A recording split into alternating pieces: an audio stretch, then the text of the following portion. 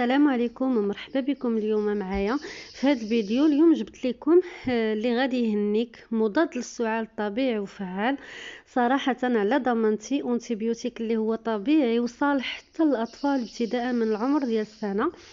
نبداو على بركه الله. المقادير فهي المقادير سهله وبسيطه وكتواجد في جميع البيوت، اللي هي زيت الزيتون والثوم والشريحه وسكينجبير. من الاحسن ومن المستحب انه يكون طري، والعسل الحر احسن حاجه هو العسل الحر.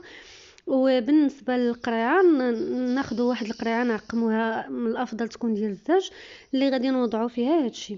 كناخذوا كل شريحه كنفتحوها وكنوضعوا في كل وحيده راس ديال الثومه.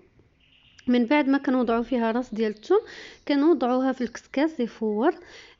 غير كنحسوا بها بانها رطبت وتفورات كنوضعوها في واحد الاناء اولا في واحد القريعه اللي كتكون محكمه الغلق وفي نفس الوقت اللي كتكون معقمه.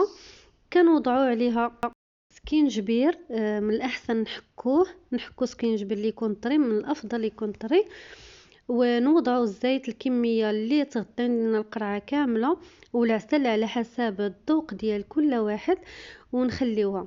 بالنسبه للاطفال في عمر السنه فما فوق، نبقاو نحركوا ونهزوا الخليط من التحت للفوق ونعطيوه لهم.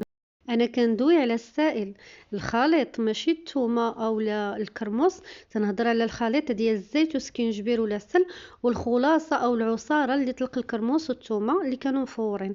هذيك الخلاصه هي اللي تنعطيو معلقه منها في الصباح اولا بالليل تنعطيوها لوليداتنا، وما تنعطيوهاش للرضع، كنعطيوها للكبار.